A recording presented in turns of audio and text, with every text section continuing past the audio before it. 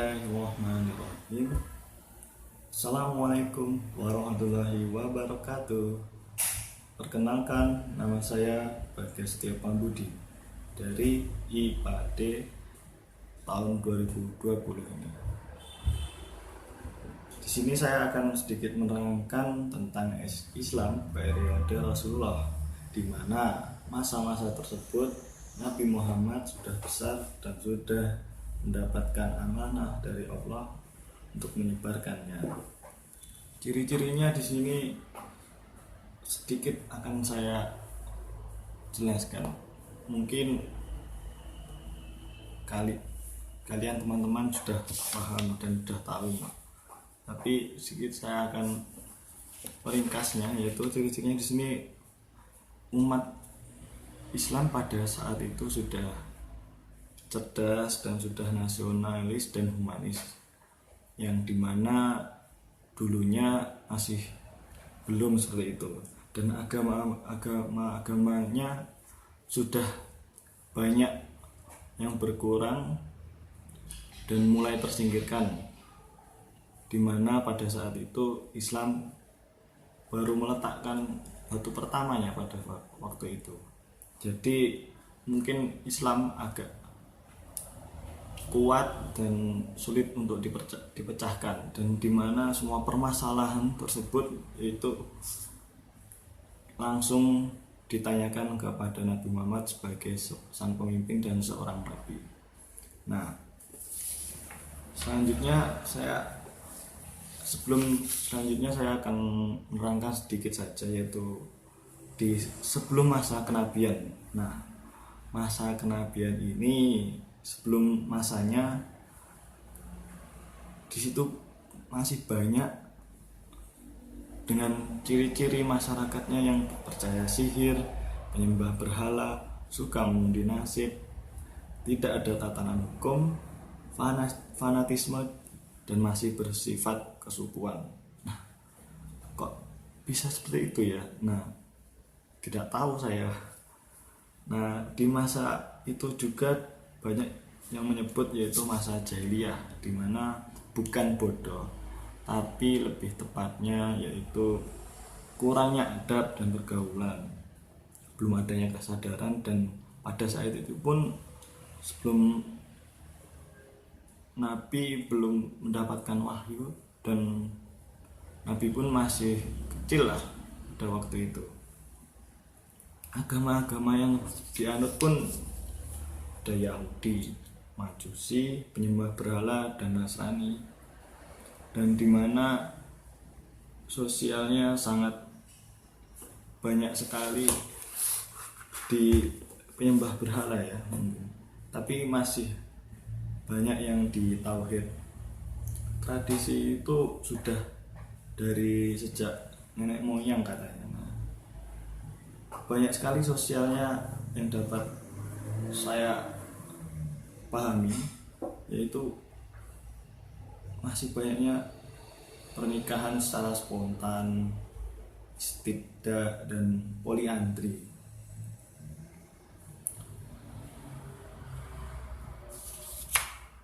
Di situ pun sosialnya masih terjadi perbudakan, dehumanisasi, sukunya yang sering konflik ya, dimana perang adalah hal-hal yang wajar pada saat itu.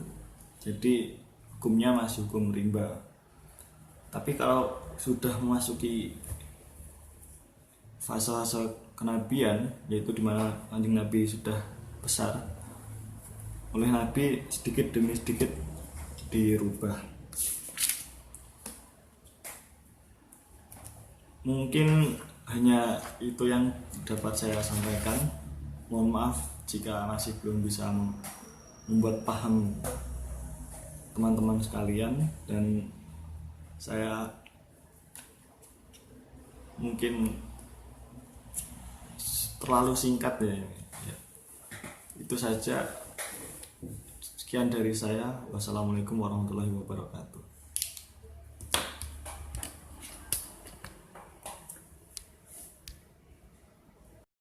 Assalamualaikum warahmatullahi wabarakatuh. Baik, di sini kita akan bahas tentang sistem dakwah Nabi Muhammad SAW. Sistem dakwah Nabi Muhammad ini mempunyai dua periode, yaitu pertama periode Mekah, yang kedua yaitu periode Madinah. Kita akan bahas yang pertama, yaitu periode Mekah. Periode Mekah di sini mempunyai dua cabang, yaitu strategi dakwah dan substansi dakwah. Substansi dakwah yaitu meliputi periode dakwah secara sembunyi-sembunyi, periode dakwah secara terang-terangan. Periode dakwah secara sembunyi-sembunyi ini dilakukan Rasulullah selama kurang lebih 3-4 tahun. Target dakwah Rasulullah hanya orang-orang terdekatnya, termasuk kerabat dan sahabat beliau. Pada periode ini, mereka yang masuk Islam pertama kali dinamakan As-Sabiqunal Awwalun. Yang kedua yaitu periode dakwah secara terang-terangan.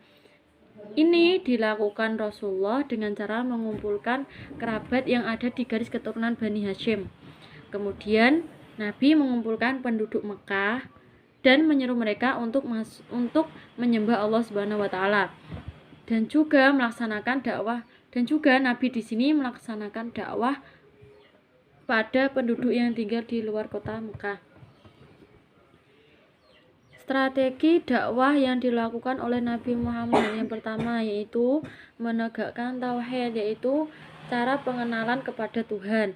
Yang kedua yaitu akhlak mulia. Nabi berusaha mengubah akhlak buruk atau kebiasaan penduduk Mekah ke kebiasaan yang baik.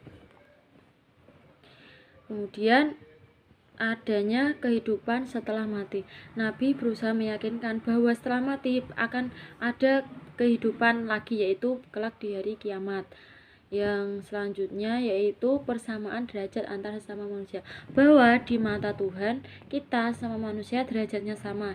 Yang membedakan yaitu tingkat ketakwaan kita kepada Allah Subhanahu wa taala. Yang selanjutnya yaitu ibadah mandor, bagaimana cara kita beribadah kepada Nabi Muhammad.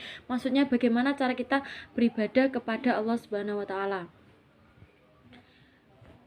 Nabi Muhammad ketika dakwah di Mekah ini tidak mendapatkan sambutan yang baik, sehingga Islam di kota Mekah tidak dapat berkembang dengan pesat. Oleh sebab itu, maka Rasulullah melakukan hijrah ke Madinah. Peristiwa hijrah itu dikarenakan adanya ancaman dan gangguan dari tekanan kafir Quraisy yang semakin berat. Terus selanjutnya periode Madinah. Di sini ada dakwah Rasulullah di Madinah dan strategi Islam di Madinah. Dakwah Rasulullah di Madinah itu pertama itu kondisi umum kota Madinah. Seperti yang saya jelaskan tadi, bahwa penduduk Madinah menerima dengan baik kedatangan Rasulullah bersama para pengikutnya. Terus sebelum Nabi hijrah ke Madinah, kota Madinah itu bernama kota Yasrib. Kemudian Nabi mengubahnya menjadi Madinah Al-Munawwarah. Kemudian kesepakatan dalam perjanjian Aqabah. Nabi membuat perjanjian dengan penduduk Madinah di Bukit Aqabah. Makanya dinamakan dengan perjanjian Aqabah.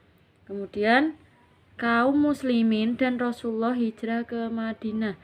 Seperti tadi yang saya jelaskan, bahwa kaum muslimin kenapa kok hijrah ke Madinah? Karena ketika di Mekah, Nabi Muhammad bersama kaum muslimin mendapatkan ancaman yang berat dari kaum kafir Quraisy di sana. Maka Nabi Muhammad memutuskan untuk hijrah ke Madinah. Kemudian yaitu sikap masyarakat Madinah terhadap Rasulullah. Masyarakat Madinah menerima dengan baik kedatangan Rasulullah. Kemudian kita berbicara tentang strategi dakwah Islam di Madinah.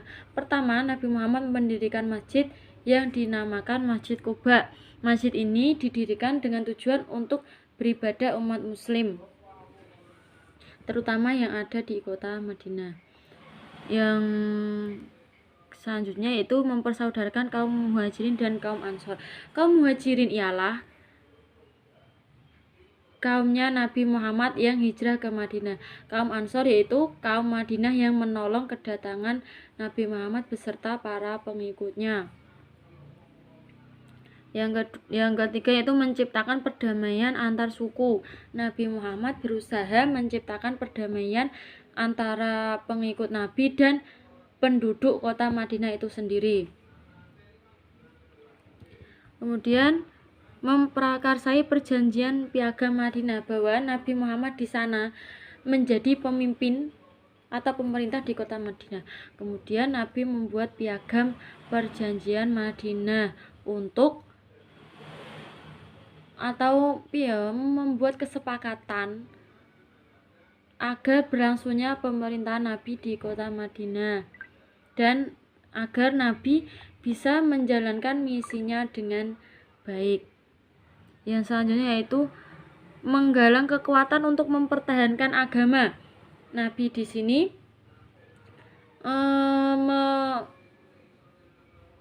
membuat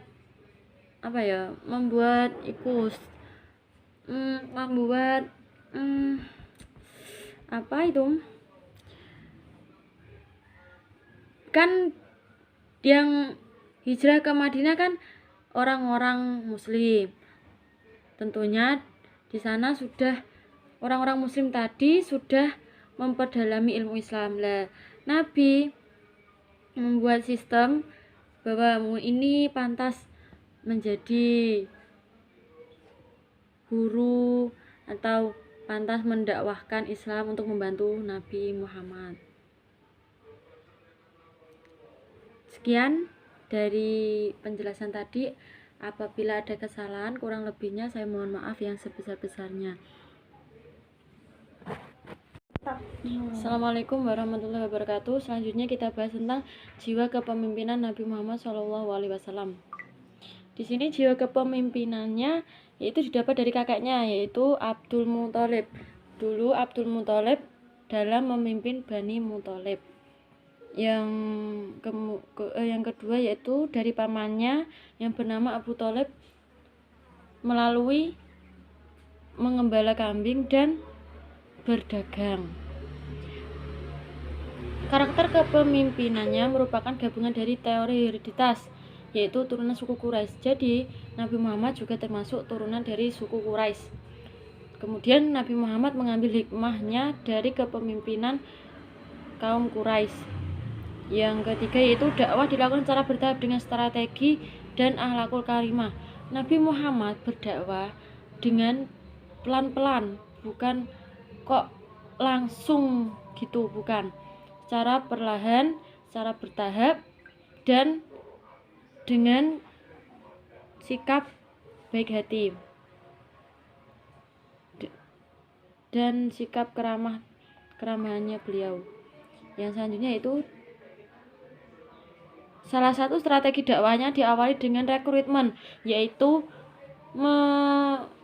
menggandeng orang-orang terdekatnya seperti Abu Bakar yang dari bangsawan, Utsman yang dari pengusaha, terus Khadijah sebagai wanita atau saudagar, kemudian Ali sebagai pemuda atau cendekiawan.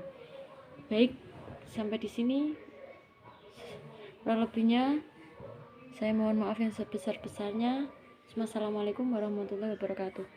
Assalamualaikum warahmatullahi wabarakatuh. Perkenalkan, saya Zakia Farasa Firdaus dengan NIM 207200119. Di sini saya akan melanjutkan presentasi tentang Islam periode Rasulullah dengan bahasan peradaban Islam pada masa Rasulullah. Materi yang saya sampaikan mengacu pada buku USPI ini, buku Sejarah Peradaban Islam yang dianjurkan oleh dosen pembimbing saya.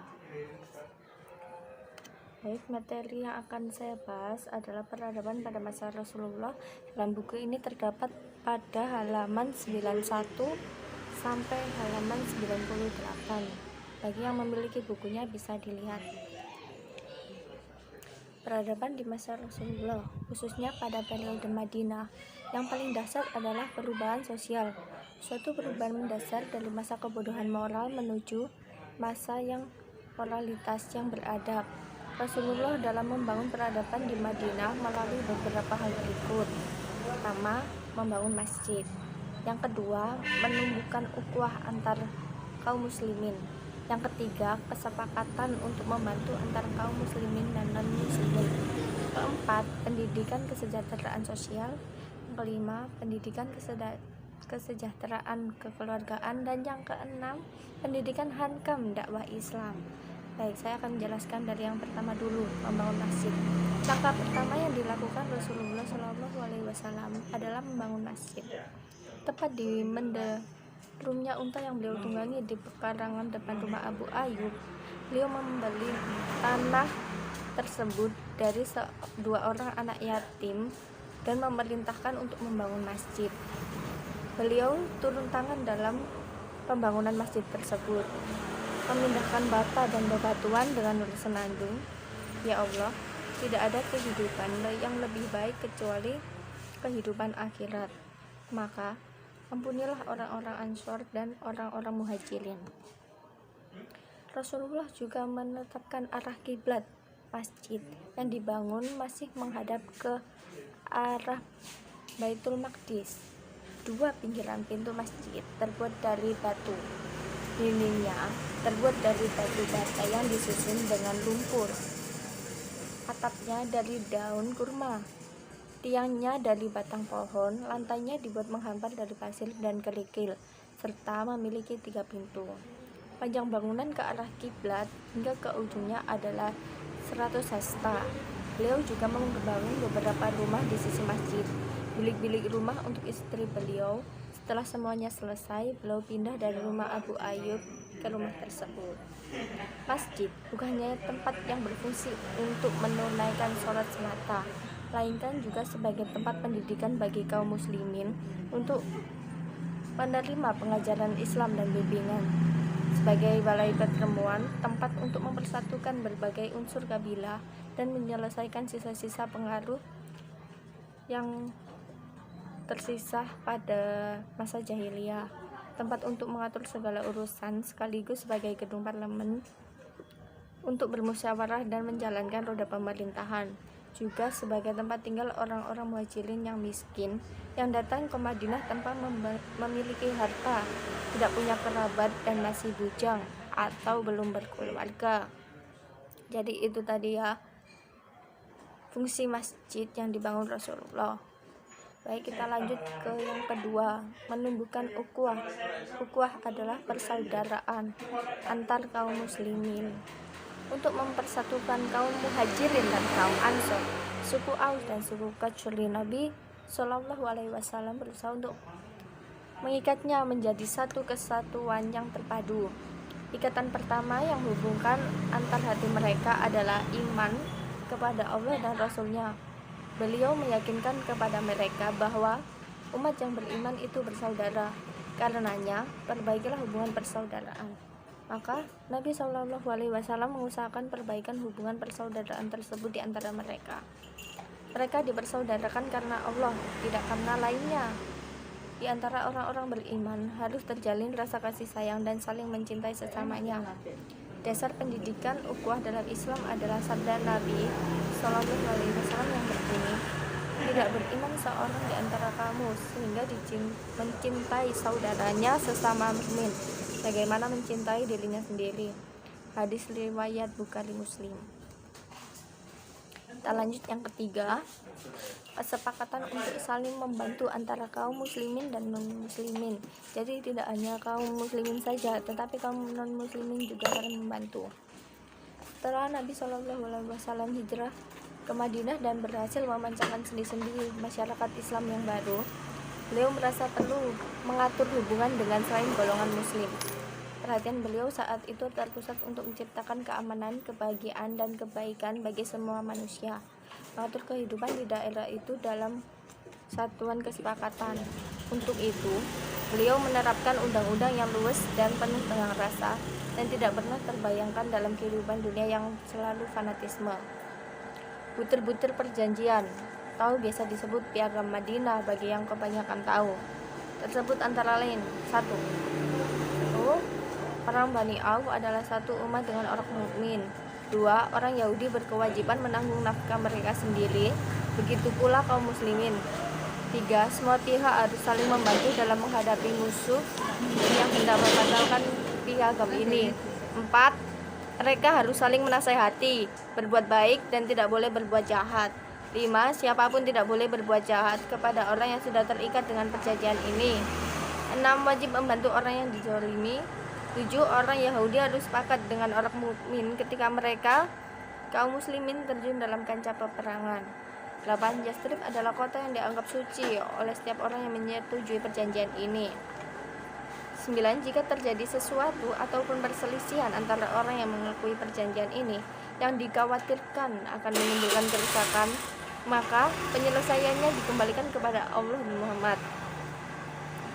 Jadi kalau ada yang Islam itu dikembalikan kepada Allah dan Muhammad. 10. Orang Quraisy tidak boleh mendapat perlindungan dan tidak boleh ditolong. 11. Mereka harus saling tolong-menolong dalam menghadapi orang yang hendak menyerang Yastrib. Maksudnya mereka itu yang harus saling tolong-menolong itu orang mukmin dan non-mukmin gitu. 12. Yang terakhir, perjanjian ini tidak boleh dilanggar kecuali memang dia orang yang zalim atau jahat. Oke, begitu. Sekarang lanjut ke 4. Pendidikan kesejahteraan sosial. Terjaminnya kesejahteraan sosial tergantung pertama-tama pada terpenuhinya kebutuhan pokok daripada kehidupan sehari-hari. Untuk itu, setiap orang harus bekerja mencari nafkah. Tetapi problemnya yang dihadapi oleh masyarakat baru di Madinah dalam hal itu adalah masalah pekerjaan, terutama bagi kaum muhajirin. Sedangkan kaum Ansor sudah mempunyai pekerjaan sebagai petani dan memiliki sebidang tanah dan perdagangan yang pada umumnya dikuasai oleh orang-orang Yahudi. Untuk mengatasi masalah pekerjaan tersebut, maka Nabi SAW memerintah kepada kaum muhajirin yang telah dipersaudarakan dengan kaum Ansor. Yang tadi ya, jadi kaum muhajirin disaudarakan dengan kaum Ansor. Tadi kalau sudah begitu, agar mereka bekerja sama dengan saudara-saudaranya tersebut. Mereka, kaum muhajirin yang biasa bertani, supaya bersama dengan saudaranya mengerjakan tanah pertanian mereka. Mereka yang biasa berdagang, pada umumnya kaum muhajirin adalah pedagang, diperintahkan untuk berdagang. Jadi kayak bagi tugas gitu loh. Gitu. 5. Pendidikan kesejahteraan keluarga. Maksud dari keluarga adalah ayah, suami, ibu, istri, anak, dan saudara-saudara merupakan inti dari terbentuknya masyarakat umat manusia yang lebih luas. Bagaimana yang disebutkan dalam Al-Quran pada surat An-Nisa ayat 1 yang mengingatkan agar mereka memelihara hukum Allah dalam hal pasangan suami istri. Karena kesejahteraan masyarakat sebenarnya sangat bergantung pada kesejahteraan, ketentraman, dan kedamaian hubungan dalam keluarga. Yang terakhir adalah pendidikan hankam pertahanan dan keamanan dakwah Islam. Setelah berlakunya konstitusi Madinah, maka kaum muslimin secara resmi menjadi satu kesatuan sosial dan politik atau masyarakat yang berdaulat sendiri dan diakui kedaulatannya oleh masyarakat sekelilingnya. Dengan demikian, masyarakat kaum muslimin merupakan satu state atau satu negara di bawah bimbingan Rasulullah SAW yang mempunyai kedaulatan. Ini merupakan dasar atau landasan bagi usaha dakwahnya untuk menyampaikan ajaran Islam kepada seluruh umat manusia secara bertahap. Oleh karena itu, setelah masyarakat kaum muslimin di Madinah berdiri dan berdaulat, usaha Nabi SAW berikutnya adalah memperluas pengakuan kedaulatan tersebut dengan mengajak kabilah-kabilah sekitar Madinah untuk mengakui konstitusi Madinah. Jadi kayak warga yang ada di sekitar Madinah itu, Nabi mengajaknya untuk mengakui kedaulatan Madinah, bahwa Madinah sudah berdaulat. Hal itu agar Islam dapat lebih berkembang dan diakui orang banyak. Oke. Jadi itu tadi ya bahasan peradaban pada masa Rasulullah. 6 hal-hal yang dilakukan Rasulullah untuk membangun peradaban di Madinah. Saya ingatkan lagi, pertama membangun masjid, kedua menumbuhkan ukhuwah antar muslimin. Yang membangun masjid tadi di depan rumahnya Nabi Ayub ya, menumbuhkan ukhuwah antar kaum muslimin. Dan ketiga, kesepakatan untuk saling membantu antar muslimin dan non muslimin. 4, pendidikan kesejahteraan sosial. 5, kesejahteraan keluarga. 6, pendidikan Hankam. Hankam itu pertahanan dan keamanan dakwah Islam. Baik, sekian presentasi dari kelompok kami mengenai Islam periode Rasulullah. Semoga ilmunya bermanfaat dan dapat diserap. Apabila ada banyak kekurangan, dan memang banyak kekurangan, mohon dimaafkan. Saya mewakili kelompok saya, wakili kelompok 6, presentasi pertama, mengucapkan mohon maaf yang sebesar-besarnya dan terima kasih banyak atas perhatiannya. Wabillahi taufik walhidayah. Wassalamualaikum warahmatullahi wabarakatuh. Apabila ada yang kurang dipahami bisa ditanyakan agar bisa didiskusikan bersama-sama.